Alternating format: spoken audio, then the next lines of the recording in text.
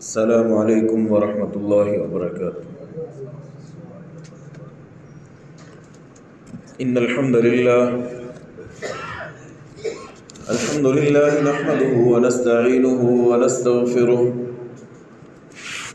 ونعوذ باللہ من شرور انفسنا ومن سیئات اعمالنا،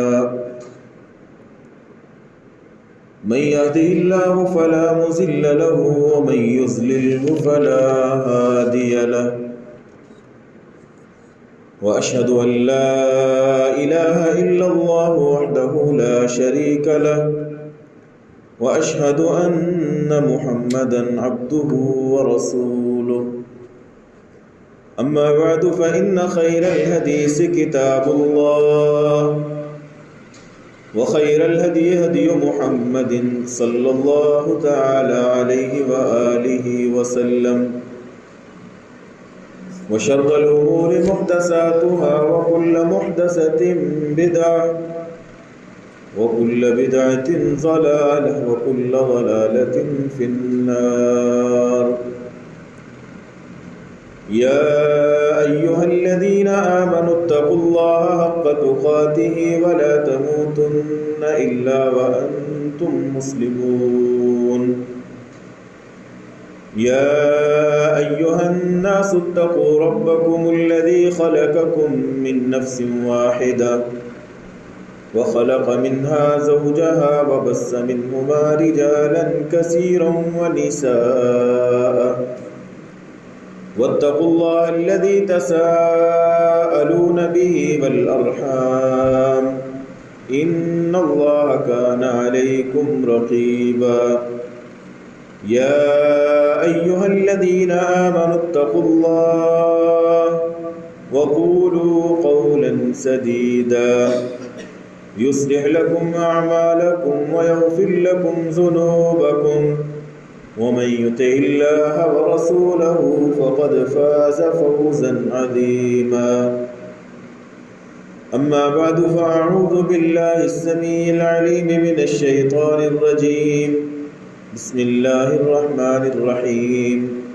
ربنا وابعث فيهم رسولا منهم يتلو عليهم آياتك ويعلمهم الكتاب والحكمة ويزكيهم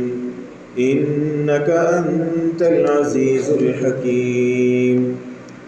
وقال تعالى كما أرسلنا فيكم رسولا منكم يتلو عليكم آياتنا ويزكيكم ويعلمكم الكتاب والحكمة ويعلمكم ما لم تكونوا تعلمون. وعن ابن عمر رضي الله تعالى عنهما قال خرج رسول الله صلى الله عليه وسلم ذات يوم من بعد هجره فدخل المسجد فإذا هو بحلقتين، أحدهما يقرؤون القرآن ويدعون الله تعالى، والأخرى يتعلمون ويعلمون. فقال النبي صلى الله عليه وسلم كل على خير، هؤلاء يقرؤون القرآن ويدعون الله، فإن شاء أعطاهم وإن شاء منعهم، وهؤلاء يتعلمون ويعلمون، وإنما بعثت معلما. فجلس معهم أو كما قال صلى الله تعالى عليه وسلم. عبداللہ ابن عمر رضی اللہ تعالی عنہما ذکر کرتے ہیں کہ رسول اللہ صلی اللہ علیہ وسلم ایک دن اپنے گھر سے نکلے، مسجد نبوی کی جانب آئے. مسجد میں 2 حلقے بنے ہوئے تھے. صحابہ کرام 2 گروہوں میں بٹے ہوئے تھے. ایک جماعت وہ تھی کہ جنہوں نے قرآن کریم کھولے ہوئے تھے،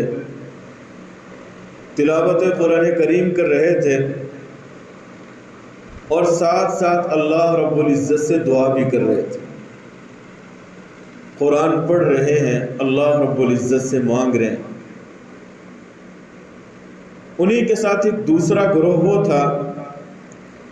یتعلمون و یعلمون، کہ وہ قرآن کریم کو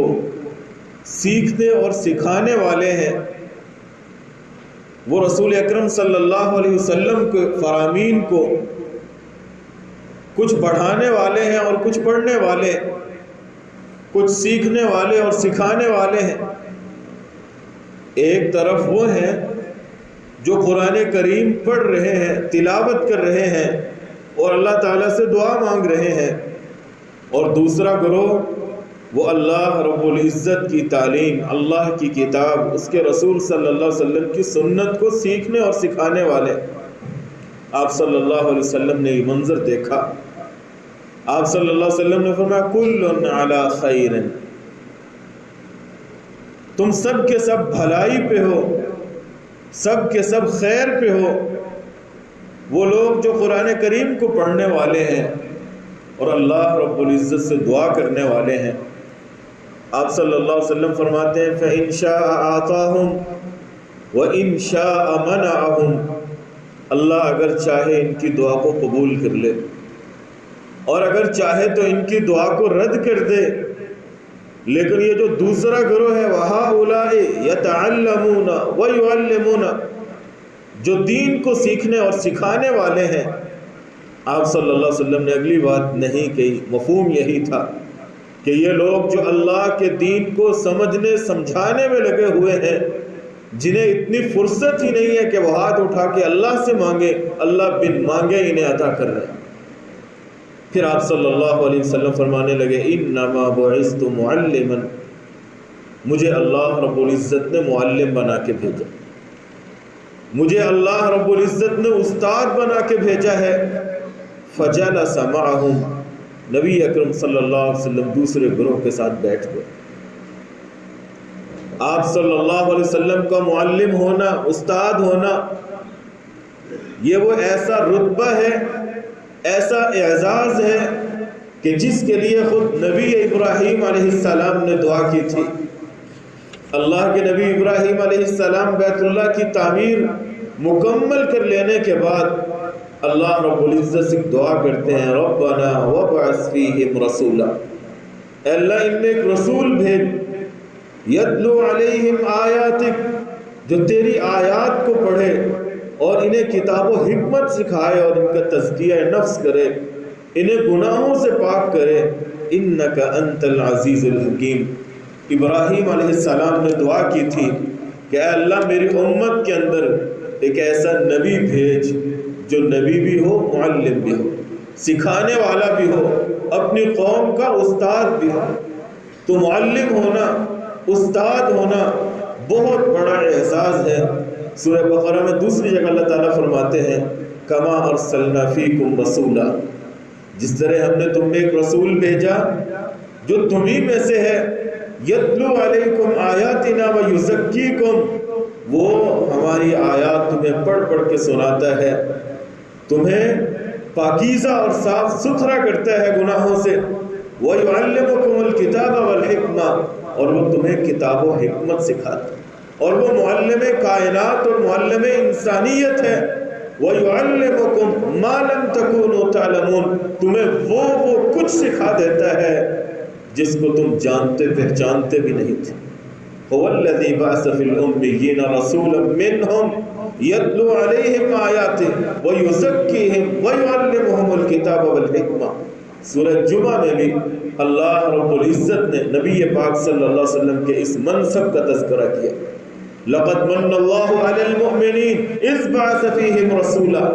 اس مقام پہ بھی اللہ رب العزت نے رسول اکرم صلی اللہ علیہ وسلم کے معلم انسانیت ہونے کا یہ رتبہ، یہ اعزاز، اس کا تذکرہ کیا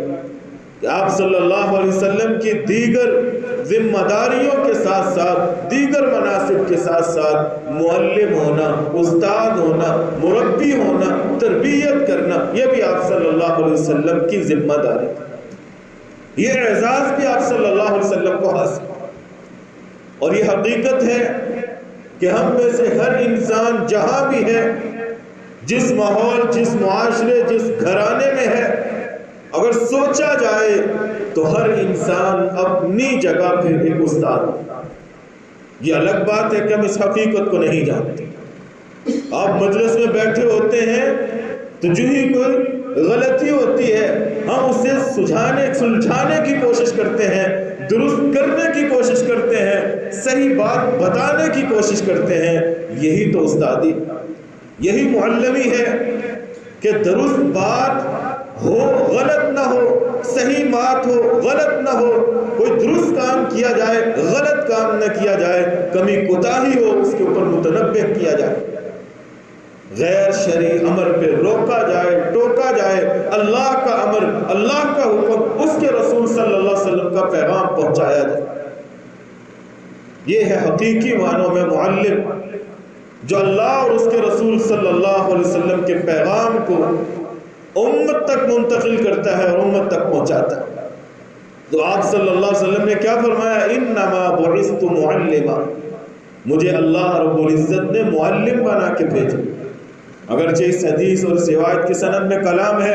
لیکن اس کی تائید صحیح مسلم کی اس روایت سے ہوتی ہے۔ صحیح مسلم میں ہے، جابر بن عبداللہ رضی اللہ تعالیٰ عنہ ذکر کرتے ہیں کہ ایک دن رسول اکرم صلی اللہ علیہ وسلم اپنے گھر میں تشریف فرما ہے، کوئی اجازت مانگتا ہے، آپ کی جانب سے اجازت نہیں ملتی، حتیٰ کہ ابو بکر صدیق رضی اللہ تعالیٰ عنہ تشریف لائے، دروازہ بجایا، اجازت مانگی، فَأُذِنَ لَهُ، آپ نے پوچھا کون؟ کہا گیا ابو بکر، کہا انہیں اجازت دے۔ ابو بکر رضی اللہ تعالیٰ عنہ گھر میں داخل ہوئے، رسول اللہ صلی اللہ علیہ وسلم پریشان حالت میں، غمزدہ حالت میں چپ کر کے بیٹھے ہوئے۔ ابو بکر رضی اللہ تعالیٰ عنہ بھی آپ صلی اللہ علیہ وسلم کے قریب جا کے چپ ہو کے غمزدہ سی صورت بنا کے بیٹھے۔ تھوڑی دیر ہوئی، عمر فاروق رضی اللہ تعالیٰ عنہ دروازہ کھٹکھٹاتے ہیں، آپ صلی اللہ علیہ وسلم انہیں اجازت دیتے ہیں، وہ آپ صلی اللہ علیہ وسلم کے پاس تشریف لائے، آپ کی حالت کو دیکھا، ابو بکر رضی اللہ تعالیٰ عنہ کی حالت کو دیکھا، تو صحیح مسلم میں ہے، عمر فاروق رضی اللہ تعالیٰ عنہ کہتے ہیں اللہ کی قسم، اللہ کی قسم، میں ضرور کوئی ایسی بات کروں گا جس بات کی وجہ سے رسول اللہ صلی اللہ علیہ وسلم مسکرانے پہ مجبور ہو جائے، آپ کے غم کو ہلکا کرنے کی کوشش کروں گا۔ حضرت عمر فاروق رضی اللہ تعالیٰ عنہ قریب آئے اور آ کے عرض کرتے ہیں اللہ کے رسول، لو رأیت بنت خارجۃ سألتنی النفقۃ، اے اللہ کے رسول کاش آپ وہ منظر دیکھتے کہ جب مجھ سے میری بیوی خارجہ کی بیٹی نے نان و نفقے کا سوال کیا، معمول کے مطابق اور عرف کے مطابق میں اسے دے رہا تھا، لیکن جب اس کی فرمائشیں بڑھ گئیں، اے اللہ کے رسول کاش آپ وہ منظر دیکھتے، فقمت الیہا فوجدت عنقہا، میں اس کی طرف لپکا، میں نے اس کو اس کی گردن سے پکڑ کے دبوچ لیا اور اس وقت تک نہیں چھوڑا جب تک اس نے مان نہیں لیا کہ اب آئندہ آپ کو اس طرح تک نہیں کروں۔ اے اللہ کے رسول کاش آپ وہ منظر دیکھتے۔ رسول اللہ صلی اللہ علیہ وسلم مسکرا پڑے اور کہنے لگے ہن حولی کما ترى یسألنی النفقۃ، اے عمر میرے دائیں بائیں دیکھ رہے ہو میری بیویاں بیٹھی، اے عمر جو تیری بیوی کا مطالبہ تھا ان میری بیویوں کا بھی آج وہی مطالبہ ہے۔ آج حالات بدلے ہیں، اللہ تعالیٰ نے خیبر کا مال غنیمت ان لوگوں کو دے دیا۔ آج جب معاشرے کے اندر خیبر کا مال غنیمت تقسیم ہوا، حوازن، ثقیف، طائف کی جانب سے جو مال غنیمت آیا، اب لوگوں کے انداز زندگی جب بدلنے لگے، ہمارے گھروں میں بھی یہی باتیں پہنچ گئیں، اب ان لوگوں کے، ہمارے گھر والیوں کے بھی انداز بدلنے شروع ہو گئے، انہوں نے بھی نان و نفقے کا مزید مطالبہ کر، سہولیات کا مطالبہ کر دیا۔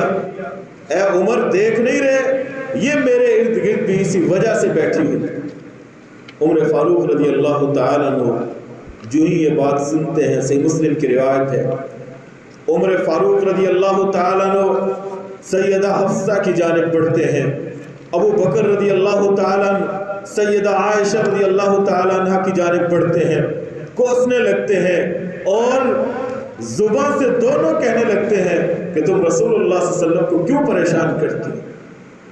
جو چیز آپ کے پاس نہیں ہے تم اس چیز کا مطالبہ کیوں کرتی ہو؟ رسول اللہ صلی اللہ علیہ وسلم کو کیوں پریشان کر رہی ہو؟ رسول اکرم صلی اللہ علیہ وسلم کی بیویاں آگے سے جواب دیتی ہیں، ابو بکر رضی اللہ تعالیٰ عنہ کو بھی، عمر کو بھی، جو ہو گیا سو ہو گیا، معذرت، آئندہ کے لیے جو چیز رسول اللہ صلی اللہ علیہ وسلم کے پاس نہیں، ہم کبھی بھی اس چیز کا مطالبہ نہیں کریں، جو دے دیا اللہ رب العزت نے اسی کے اوپر قناعت کریں گی، مزید کسی چیز کا مطالبہ نہیں کریں گی۔ رسول اکرم صلی اللہ علیہ وسلم نے پورے 1 ماہ کے لیے ایلا کر لیا، والذین یؤلون من نسائہم تربص 4 اشہر، کہ میاں بیوی کے مابین ناچاقی ہو جائے تو پہلا اور آخری حل یہ نہیں ہوتا کہ طلاق طلاق طلاق دے کے فارغ کر دیا جائے، نہیں، شریعت نے اور بھی کئی سٹیپ بتائے۔ اگر کہیں بیوی نافرمانی کر رہی ہے، آپ کی بات کو برداشت نہیں کر رہی، تو پھر ایک حل یہ بھی ہے، کچھ دنوں کے لیے اس سے الگ ہو جائے، کچھ دنوں کے لیے، گھر ایک ہی ہے،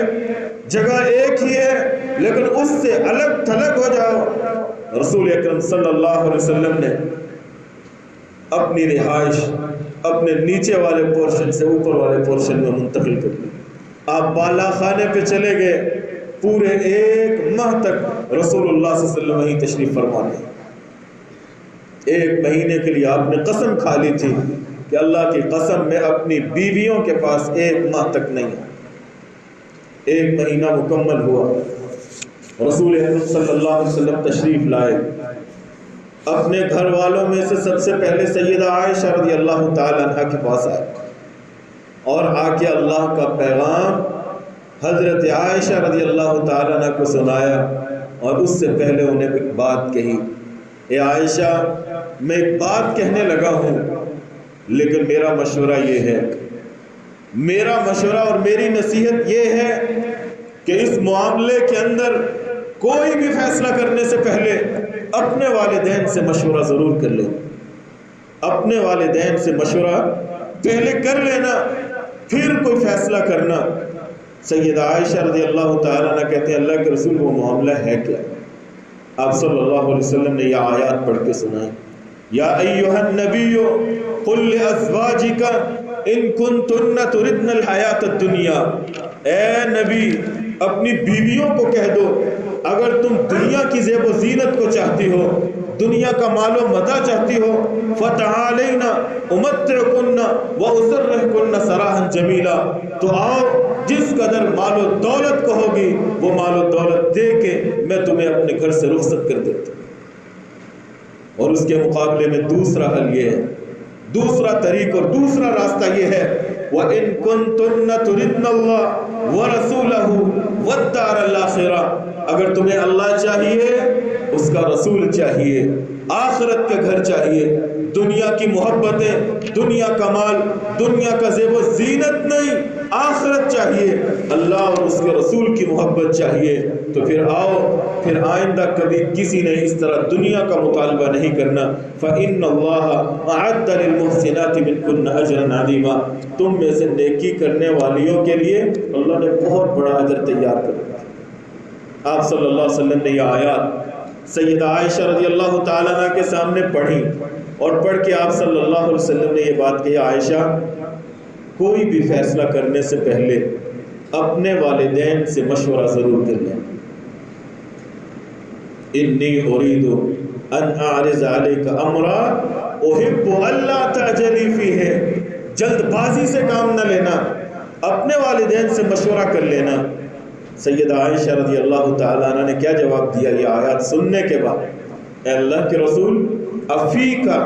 یا رسول اللہ استشیر ابوی، اللہ کے رسول کیا آپ کی ذات کے بارے میں ابو بکر اپنے والد اور اپنی ماں سے مشورہ کروں؟ ایک طرف دنیا اور ایک طرف آپ کی ذات، اور میں دوسرے بندے سے جا کے مشورہ لوں؟ ساری دنیا کو میں ٹھوکر مارتی ہوں، اللہ اور اس کے رسول کی محبت چاہیے، آخرت کا گھر چاہیے، دنیا کی ماں، دنیا کا مال، دنیا کی محبت، دنیا کی زیب و زینت کچھ نہیں چاہیے مجھے، اللہ اور اس کے رسول کی محبت چاہیے۔ اور عائشہ کو کسی سے مشورہ کرنے کی ضرورت نہیں، بل اختار اللہ ورسولہ والدار الاخرہ، میں اللہ کو چاہتی ہوں، اس کے رسول کو پسند کرتی ہوں، آخرت کے گھر کو پسند کرتی ہوں، دنیا کی مجھے کوئی ضرورت نہیں، کسی سے مشورہ کرنے کی بھی ضرورت نہیں۔ ہاں اللہ کے رسول ایک عرض ہے، ایک بات ضرور کہوں گی، اگر میری بات مان لیں۔ وہ بات کیا ہے؟ اللہ کے رسول میں نے اپنا فیصلہ سنا دیا، اب آپ یہی بات لے کے اگلے 8 گھروں میں جاؤ گے، اپنی دوسری بیویوں کے پاس بھی جاؤ گے۔ میرا مطالبہ ہے اگر آپ مان لیں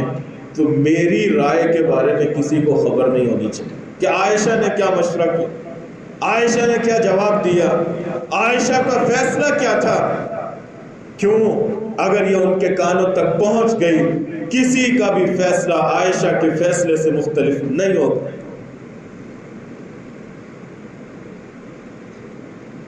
اللہ کے رسول اگر میری بات تسلیم کریں تو میرے فیصلے کے بارے میں کسی کو خبر نہیں ہونی چاہیے، وہ اپنا فیصلہ خود کرے، جس سے چاہے مشورہ کرے۔ رسول اللہ صلی اللہ علیہ وسلم نے اس موقع پہ کیا فرمایا؟ لا تسألنی امرأۃ منہن الا اخبرتها، عائشہ کوئی وعدہ نہیں، میں جس بیوی کے پاس جاؤں گا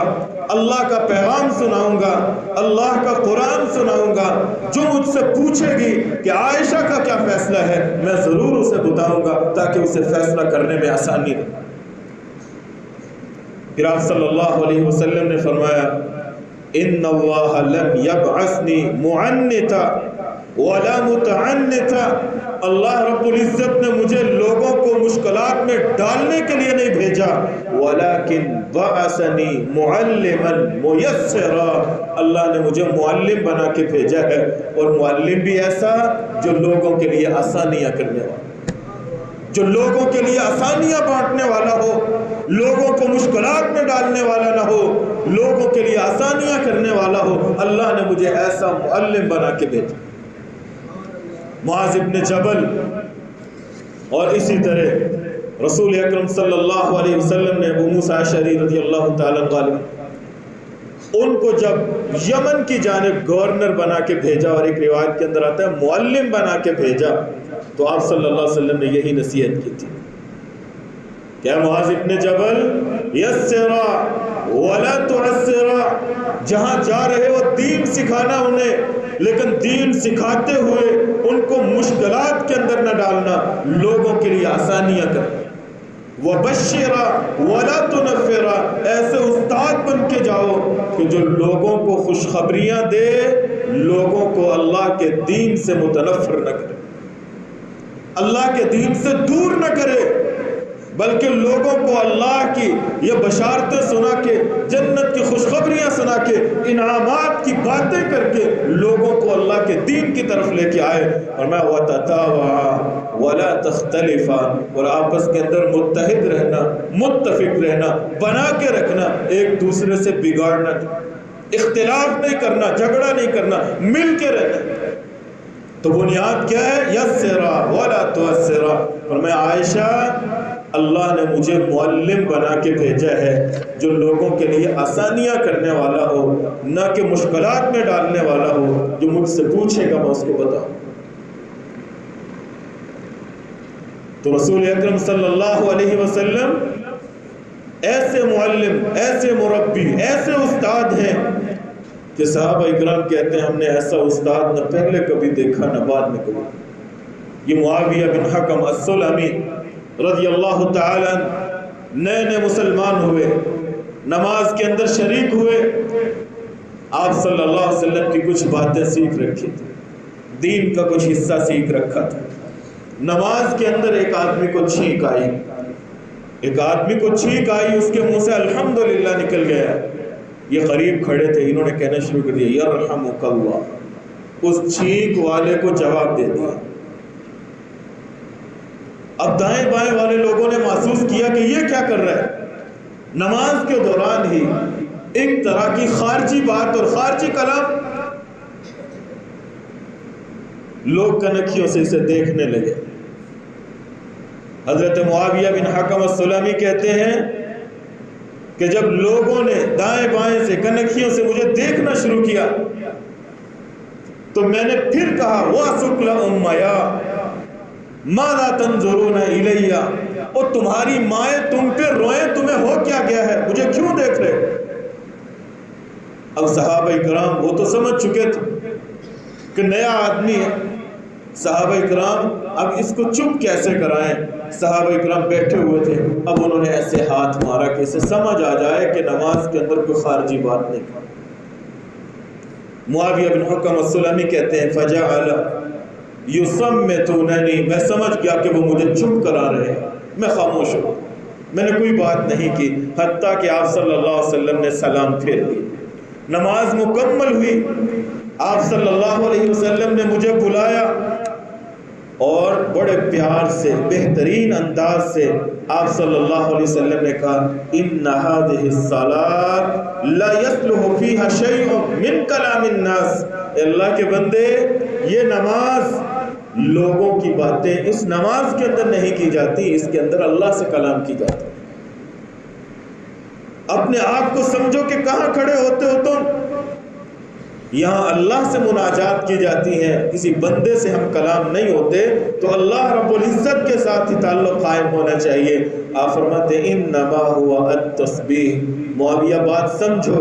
نماز تسبیح کا نام ہے، نماز تکبیر کا نام ہے، نماز قرآن کریم پڑھنے کا نام، ان چیزوں پہ مشتمل نماز،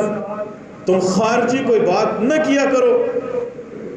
حضرت معاویہ کہتے ہیں اتنے پیارے انداز سے آپ صلی اللہ علیہ وسلم نے سمجھایا فَبِأَبِي وَأُمِّي، میرے ماں باپ آپ پہ قربان ہوں، مَا رَأَيْتُ مُعَلِّمًا قَبْلَهُ وَلَا بَعْدَهُ أَحْسَنُ تَعْلِيمًا مِّنْهُ، اللہ کی قسم آپ صلی اللہ علیہ وسلم سے بڑھ کے بہترین معلم، بہترین استاد نہ اپنی زندگی میں نے پہلے دیکھا ہے، نہ آپ صلی اللہ علیہ وسلم کے بعد میں نے دیکھا ہے۔ ما ضربنی ولا قہرنی ولا شتمنی، آپ صلی اللہ علیہ وسلم نے مجھے جب بلایا آپ کے ماتھے پہ کوئی شکل نہیں تھا، آپ نے غصے کا اظہار نہیں کیا، مجھے برا بھلا نہیں کہا، مجھے مارا نہیں، بڑے پیارے انداز سے آپ صلی اللہ علیہ وسلم نے سمجھایا معاویہ نماز ایک اللہ کے ساتھ تعلق ہے جس کے اندر سبحان اللہ کہا جاتا ہے، سبحان ربی العظیم پڑھتے ہیں، سبحان ربی الاعلیٰ پڑھتے ہیں، سبحانک اللہم و بحمدک پڑھتے ہیں، اللہ اکبر کہا جاتا ہے، سورہ فاتحہ پڑھی جاتی ہے، رب کا قرآن پڑھا جاتا ہے، مالک سے مناجات کی جاتی ہیں، اس کے اندر کوئی خارجی بات نہیں ہونی چاہیے۔ معاویہ بن حکم السلمی کہتے ہیں کہ میں نے آپ جیسا استاد زندگی میں کبھی نہیں دیکھا، حوصلہ بڑھا، میں نے آپ صلی اللہ علیہ وسلم سے چند اور سوال کیے، اے اللہ کے رسول میرے علاقے کے کچھ لوگ ایسے ہیں جو لوگوں کے پاس جاتے ہیں، فال نکلواتے ہیں، ہاتھ دکھاتے ہیں، غیب کی خبریں معلوم کرتے ہیں، کاہن و نجومیوں کے پاس جاتے ہیں، فرمایا فلا تأتہم، معاویہ تو نے یہ کام نہیں کر، کسی کے پاس جانے کی ضرورت نہیں، اللہ کی ذات پہ توکل کر۔ پھر انہوں نے سوال کیا اللہ کے رسول میری ایک لونڈی تھی جس کو میں نے کچھ بکریاں دے کے بکریاں چرانے کے لیے بھیجا ہوا تھا، اے اللہ کے رسول میں بھی آدم کا بیٹا ہوں، ایک دن گیا کیا دیکھتا ہوں کہ ایک بھیڑیا آیا اور میری بکریوں میں ایک بکری اٹھا کے لے کے جا رہا تھا، اے اللہ کے رسول میں نے بکری چھڑائی اور ساتھ ہی میں نے غصے میں آ کے اپنی لونڈی کو ایک تمانچہ بھی مار دیا، پھر مجھے بڑی ندامت اور پشیمانی ہوئی، اے اللہ کے رسول افلا اعتقها، اگر آپ کہیں تو میں اپنی اس لونڈی کو آزاد کر دوں، آپ نے مجھ سے بولا، بلایا گیا، آپ صلی اللہ علیہ وسلم پوچھتے ہیں این اللہ، دو سوال کیا آپ صلی اللہ علیہ وسلم نے، اللہ کہاں ہے؟ اس نے کہا فی السماء، اللہ وہ ہے جو آسمانوں پہ ساری کائنات کا نظام چلا رہا ہے، آسمانوں کے اوپر اس کا مقام، اس کا عرش، دوسرا سوال آپ نے کیا من انا، میں کون؟ اس نے کہا آپ اللہ کے رسول ہیں۔ آپ صلی اللہ علیہ وسلم فرماتے ہیں عاتقها فإنها مؤمنة، معاویہ اسے آزاد کر دو، اسے آزاد کر دو، یہ اللہ اور اس کے رسول پر ایمان لانے والی ہے۔ ایک بہترین مربی اور استاد، ایک بہترین معلم، جس کی وجہ سے اللہ نے کتنے لوگوں کے لیے آسانیاں کی، کتنے لوگوں کے لیے رہبری رہنمائی کے دروازے کھلے۔ معاویہ رضی اللہ تعالیٰ عنہ کس طرح پرسکون ہو کے بیٹھے اور اپنے سینے کو ٹھنڈا کر کے لے کے گئے اس معلم کائنات اور معلم انسانیت کی وجہ سے۔ اور یہ معلمیت، تعلیم دینا، تعلیم سیکھنا، رسول اکرم صلی اللہ علیہ وسلم فرماتے ہیں، ایک دن آپ نے خطبہ دیا اور آپ صلی اللہ علیہ وسلم نے حمد و ثنا کے بعد یہ بات کہی، کچھ لوگوں کا تذکرہ کیا اور آپ نے بڑی ان کی تعریف کی۔ پھر آپ صلی اللہ علیہ وسلم نے کچھ اور لوگوں کا تذکرہ کیا اور آپ صلی اللہ علیہ وسلم نے ان کا تذکرہ اچھے الفاظ سے نہیں کیا۔ آپ صلی اللہ علیہ وسلم نے کہا ما بال اقوام لا يفقهون جيرانهم، لوگوں کا کیا حال ہے، خود تو پڑھے لکھے ہوتے ہیں، خود تو دین کو سمجھنے اور جاننے والے ہوتے ہیں، لیکن ان کے پڑوس میں جاہل لوگ، دین سے نابلد لوگ ہوتے ہیں، لیکن ان کو اپنی فکر ہوتی ہے، ان ہمسایوں کی فکر نہیں ہوتی۔ آپ فرماتے ہیں ما بال اقوام لا يفقهون جيرانهم ولا يعلمونهم ولا يفتنونهم ولا يأمرونهم ولا ينهونهم، وہ کوئی گناہ کرتے ہیں یہ روکتے نہیں، یہ خود نیکی کا کام کرتے ہیں، نیکی کا انہیں حکم نہیں دیتے، انہیں نصیحت کی ضرورت ہوتی ہے، یہ نصیحت کرنے کے لیے نہیں جاتے، خود سمجھدار ہیں، دین کو جاننے والے ہیں، لیکن پڑوس اڑوس پڑوس والے لوگ دین سے نابلد ہیں، کوئی فکر نہیں۔ پھر آپ صلی اللہ علیہ وسلم فرماتے ہیں دوسری جانب بھی ما بال اقوام، ما بال اقوام، ان لوگوں کا کیا حال ہے کہ جو لوگ ان کو پتہ ہے ہمارے ہمسائے میں وہ لوگ ہیں جو اصحاب علم و فضل، جو اللہ کے دین کو جاننے والے، پھر وہ ان سے فائدہ نہیں اٹھاتے، ان سے دین سیکھتے نہیں ہیں۔ وما بال اقوام لا يتعلمون من جيرانهم، ان لوگوں کا کیا حال ہے کہ جو اپنے پڑوسیوں سے علم سیکھتے نہیں، نصیحت حاصل نہیں کرتے، وہ کوئی بات کہتے ہیں تو اس کو پلے نہیں باندھتے۔ رسول اللہ صلی اللہ علیہ وسلم نے پھر قسم اٹھا کے کہا واللہ واللہ لَيُعَلِّمُنَّ قَوْمٌ جِيرَانَهُمْ، اللہ کی قسم لوگ اپنے پڑوسیوں کو اللہ کا دین سکھائیں گے، انہیں اچھائی کا حکم دیں گے، انہیں برائی سے منع کریں گے، اَوْ لَيُعَاجِلَنَّهُمُ الْعُقُوبَةَ، یا پھر جلد میں ان لوگوں کو سزا دوں گا۔ اسی طرح کی بات آپ نے ان لوگوں کے بارے میں کہی کہ جو لوگ اصحاب علم و فضل کے ہمسائے میں رہتے ہیں، دین کو جاننے والوں کے ہمسائے میں اور پڑوس میں رہتے ہیں، لیکن پھر بھی فائدہ نہیں اٹھاتے، ان سے دین سیکھنے کی کوشش نہیں کرتے۔ آپ صلی اللہ علیہ وسلم نے فرمایا دین سیکھو ورنہ میں ان لوگوں کو بھی سزا دوں۔ الترغیب و الترہیب کے اندر یہ روایت ہے، مجموع الزوائد کے اندر بھی ہے، صحیح سند سے یہ روایت ہے۔ آپ صلی اللہ علیہ وسلم یہ باتیں کہہ کے منبر سے نیچے اترے، اپنے گھر چلے گئے۔ صحابہ اکرام سوچ رہے ہیں آپ نے یہ باتیں کن کے بارے میں کہیں۔ ایک آدمی نے کہا عن الاشعریین، نبی اکرم صلی اللہ علیہ وسلم کی مراد قبیلہ اشعری تھا، ابو موسیٰ اشعری رضی اللہ تعالیٰ عنہ کا قبیلہ تھا، جو بڑے پڑھے لکھے لوگ ہیں، دین کو جاننے والے ہیں، دین کی سمجھ بوجھ رکھنے والے ہیں، لیکن اپنی حد تک محدود ہیں۔ ان کے پڑوس میں اجڑ گنوار دیہاتی آدمی، وہ باہر گاؤں سے اٹھ کے ان کے پاس چلے آئے ہیں، لیکن انہیں دین کی کوئی فکر نہیں، نہ وہ خود سیکھتے ہیں، نہ اشعری قبیلے والے لوگ انہیں سکھاتے ہیں۔ قبیلہ اشعریین کو جب یہ خبر ملی، رسول اللہ صلی اللہ علیہ وسلم کے پاس تشریف لائے، اے اللہ کے رسول آپ نے باقی قوموں کا تذکرہ تو بڑے اچھے الفاظ سے کیا، لیکن ہمارے بارے میں آپ نے وہ کلمات استعمال کی، آپ نے پھر وہی باتیں کی۔ لوگوں کا کیا حال ہے کہ جو لوگوں کو اللہ کا دین نہیں سکھاتے، لوگوں کو نصیحت نہیں کرتے، لوگوں کو اللہ کا حکم کیوں نہیں پہنچاتے؟ اللہ نے جس کام سے روکا ہے اس سے روکتے کیوں نہیں؟ قبیلے اشعریوں نے پھر وہی بات کہی، آپ صلی اللہ علیہ وسلم نے پھر یہی باتیں دہرائی۔ انہوں نے کہا اللہ کے رسول امہلنا سنت، اللہ کے رسول 1 سال کی مہلت دے دو، 1 سال کی مہلت، پھر دیکھنا کہ ہم اپنے پڑوس والوں کو اور اپنے ہمسائے میں رہنے والے اجڑ لوگوں کو تعلیم دیتے ہیں۔ تو یہ اہمیت ہے معلمی کی، استاد ہونے کی۔ رسول اکرم صلی اللہ علیہ وسلم کا یہ منصب فقط آپ کی ذات تک محدود نہیں تھا، یہ پوری امت کے لیے آئیڈیل، اسوہ اور نمونہ ہے کہ امت کا ہر فرد و بشر اپنی جگہ پہ ایک استاد ہے۔ کسی کے 2 اسٹوڈنٹ ہیں، کسی کے 10 ہیں، کسی کے 100 ہیں، کسی کے 100، لیکن اپنے آپ کو معلم سمجھ کے پھر رسول اکرم صلی اللہ علیہ وسلم کی معلمیت سے استفادہ کرنا اور سیکھنا کہ آپ نے دین کیسے سکھایا، آپ استاد کیسے تھے، آپ معلم کیسے تھے۔ اس حوالے سے ہم میں سے کون ہے جو فکر کرے؟ پہلی بات تو یہی کہ ہم میں سے ہر ایک اپنے آپ کو استاد سمجھتا نہیں، اور حقیقت کے اندر ہر بندہ استاد ہے۔ اور دوسری بات، ہم میں سے ہر بندہ ڈنڈے والا استاد ہے، سمجھتا نہیں ہے، لیکن حقیقت یہ ہے کہ ہم میں سے ہر بندہ بزور اپنی بات منوانے کی کوشش کرتا ہے، چاہے وہ بچے سے ہو، ملازم سے ہو، نوکر خادم سے ہو۔ رسول اکرم صلی اللہ علیہ وسلم کے اس اسوے کو اور آپ صلی اللہ علیہ وسلم کی اس سیرت کو اپنانے کی کوشش نہیں کرتا کہ آپ صلی اللہ علیہ وسلم نے معاویہ بن حکم سلمی رضی اللہ تعالیٰ عنہ کے ساتھ کیسا رویہ اختیار کیا۔ آنے والے لوگ آتے تھے، آپ صلی اللہ علیہ وسلم حتیٰ کہ مسجد میں پیشاب تک کر دیتے تھے،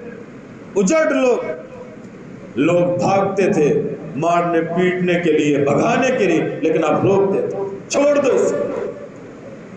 وہ اپنی حاجت پوری کر لیتا تھا، آپ بلا کے پھر بڑے احسن انداز سے سمجھا دیتے تھے، اللہ کے بندے یہ اللہ کا گھر ہے، اس کی اہمیت کو سمجھو، اس مقام کو سمجھو، یہ تمہارے پیشاب کرنے کی جگہ نہیں ہے۔ وہ بندہ پھر جب وہاں سے اٹھتا ہے، جب نماز پڑھتا ہے تو نماز کے دوران بھی پھر یہی دعا کرتا ہے، اللہم اغفر لی و محمد، اللہم اغفر لی و محمد، اللہم ارحمنی و محمد، اللہ مجھ پہ رحم کر یا اس محمد صلی اللہ علیہ وسلم پہ رحم کر جس نے آج مجھے ان لوگوں سے چھڑایا، ورنہ یہ تو مجھے مارنے پہ تو آئے تھے۔ آپ صلی اللہ علیہ وسلم بہترین انداز سے لوگوں کو اللہ کا پیغام پہنچانے والے، اللہ کا دین سکھانے والے، آپ صلی اللہ علیہ وسلم کا ایک شاگرد آپ کے پاس آتا ہے، اور جب آپ کی مجلس میں آتا ہے اپنا چھوٹا سا بچہ بھی لے آتا ہے۔ وہ بچہ آپ صلی اللہ علیہ وسلم بیٹھے ہوئے پیچھے سے آ کے آپ کی کمر پہ ہاتھ لگاتا ہے، آپ صلی اللہ علیہ وسلم پیار محبت شفقت سے اسے پکڑ لیتے ہیں اور اپنی گود میں بٹھا لیتے ہیں، اپنے اصحاب کو تعلیم دیتے ہیں۔ تعلیمی پیریڈ ختم ہوتا ہے، لوگ اپنے اپنے گھروں میں چلے جاتے ہیں، یہ بچہ بھی اپنے والد کے ساتھ چلا جاتا ہے۔ چند دن ہوئے وہ آدمی نظر نہ آیا، آپ صلی اللہ علیہ وسلم نے پوچھا وہ بندہ غائب کیوں ہے؟ ایسا استاد جو اپنے طالب علم کی غیر حاضری کو بھی محسوس کرے۔ پتہ چلا اللہ کے رسول وہ بچہ چھوٹا سا جو آیا کرتا تھا وہ فوت ہو گیا۔ آپ صلی اللہ علیہ وسلم اٹھے، اس کے گھر گئے، اسے تسلی دی، تعزیت کی، اور پھر آپ صلی اللہ علیہ وسلم نے ایک بات کہی، اللہ کے بندے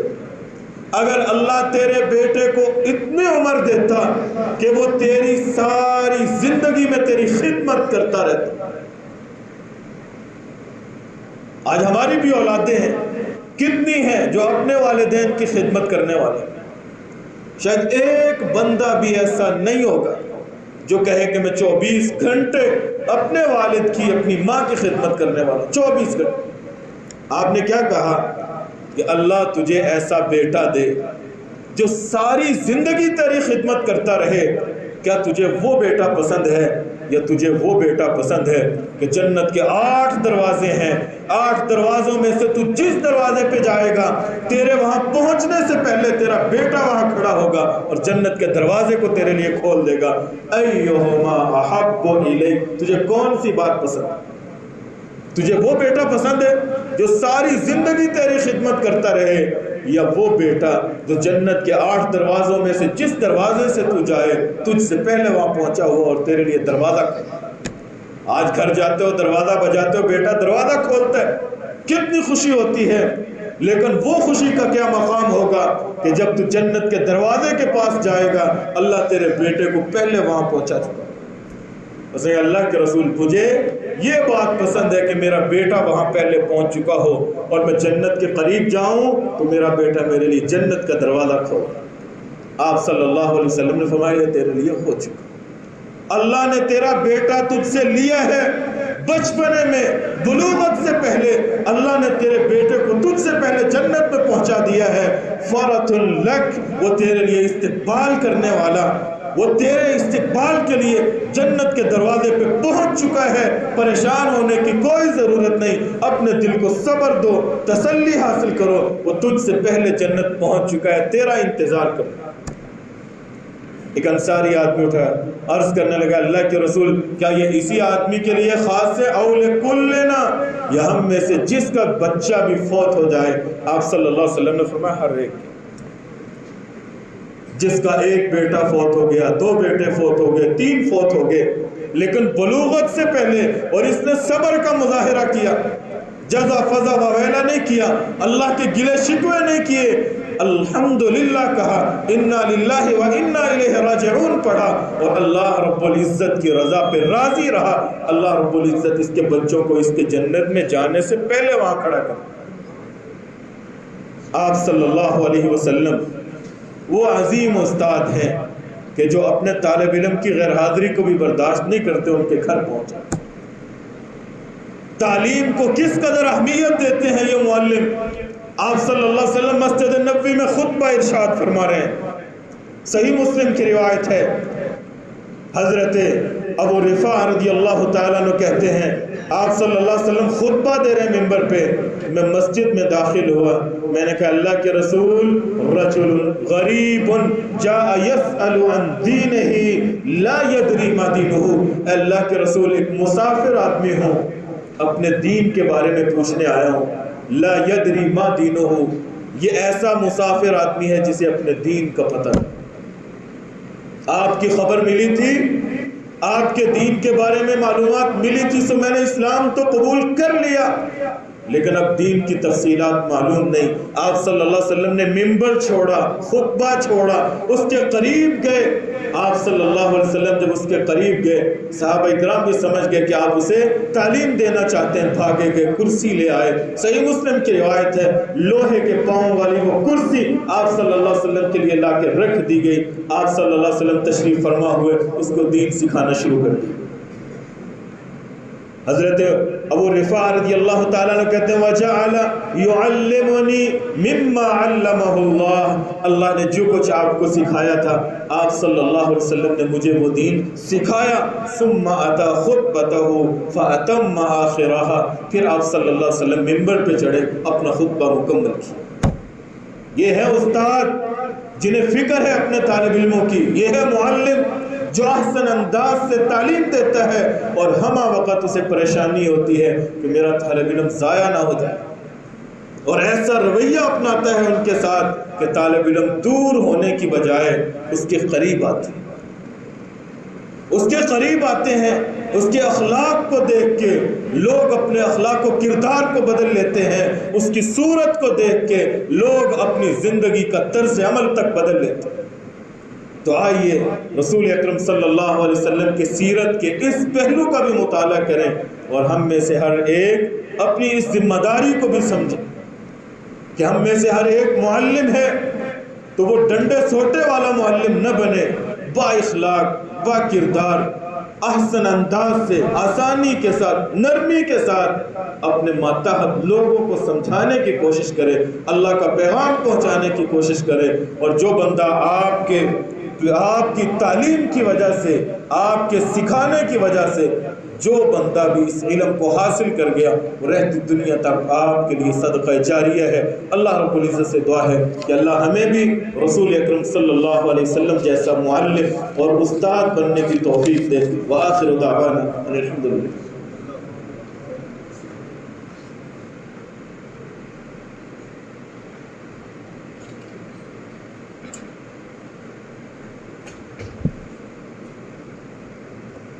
إن الحمد لله نحمده ونستعينه ونستغفره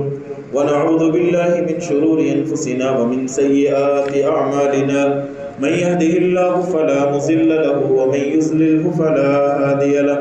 وأشهد أن لا إله إلا الله وحده لا شريك له وأشهد أن محمدا عبده ورسوله أما بعد فإن خير الحديث كتاب الله وخير الهدي هدي محمد صلى الله تعالى عليه وسلم